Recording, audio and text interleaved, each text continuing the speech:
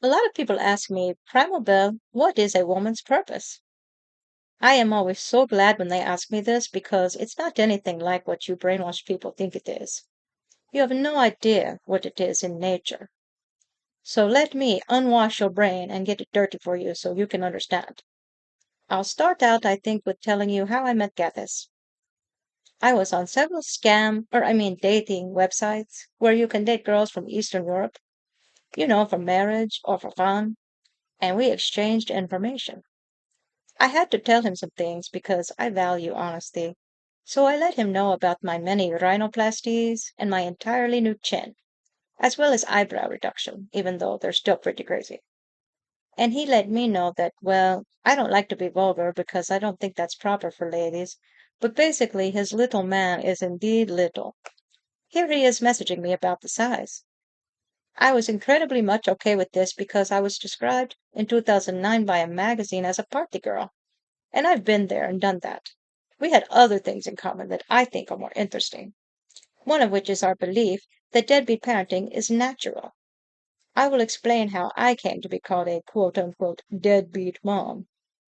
My eldest daughter, her name is Angelina. I had her with some guy. His name is, I think it was Peter. Yeah, that's it, Peter. So many, I don't remember.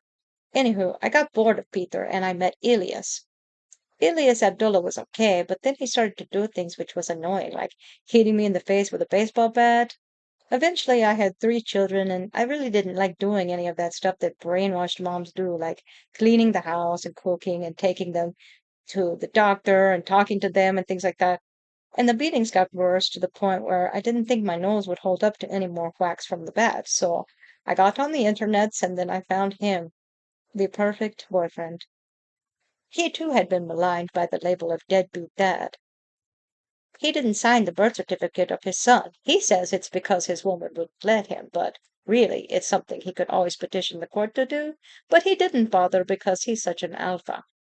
He doesn't have to play by the system rules. He also established dominance by pooping on his son's clothes. It's an animal thing. I don't understand this, maybe because I am a girl and I think it's gross, but I don't question men. And he also got food benefits cut off for the little boy, even though he wasn't providing food, a home, or anything except a drawer full of poop and a black eye that his ex-girlfriend has shown pictures of on the internet just to make my boyfriend look bad. I mean, look, sometimes kids is annoying. They make noises and demand food and things. A little black eye on a toddler is nothing to get your panties in a wad about. But his ex Luna left over this. Some people might say that is being a good mother when you are under the threat of murder but you leave to protect a child. But hey, whatever. So Gathas and I have that in common. We don't have other things in common, like for instance music. I put on a Kazakhstani version of Taylor Swift once and he tried to kill me with the radio. It was that song about never, ever, ever, ever, ever getting back together. And it reminded him of all the women who ran away from him screaming and bawled.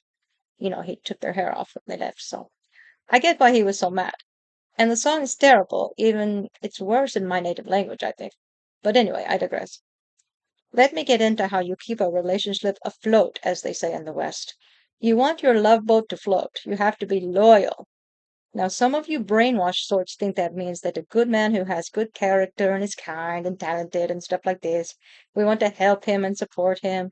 But that's not what is natural. Real woman who knows her purpose, what she's looking for an alpha man. The kind of man that a lion in the jungle would take one look at and say, no way, man, not gonna mess with him, he's too freaking crazy. Some things you look for when deciding if he is an alpha. Maybe a school stabbing, like my perfect boyfriend committed in Latvia. Especially if the victims are girls. That shows he's not afraid to stab girls just because society says it's bad.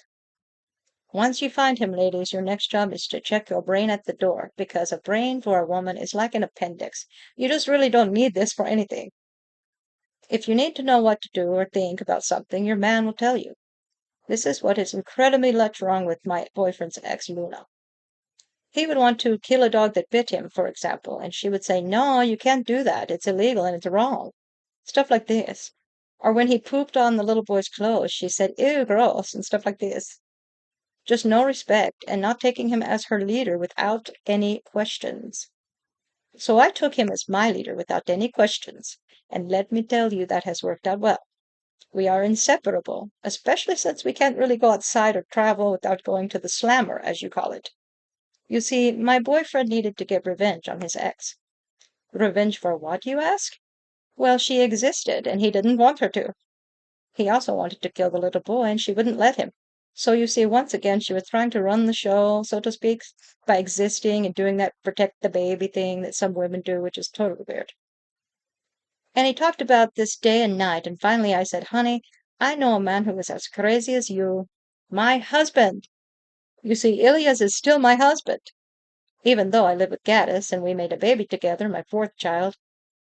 I am baseball guy's wife still. Gaddis is cool with this because he does not like paperwork or commitment or responsibility or any of that sort of man-made thing. So I wanted to share this experience with my firstborn daughter because a young lady needs to learn how to be a good helper, how to be strong and loyal when your family needs you. So Gaddis paid my ex-husband Ilias to beat Luna with a metal stick, which broke her nose and injured her spine and head, and poured acid on her, purposely trying to get it in her eyes. My daughter helped and I drove the car. The reason my relationship with Goatis is still intact is because I do not ask questions or say, oh, we can't do that, it's illegal.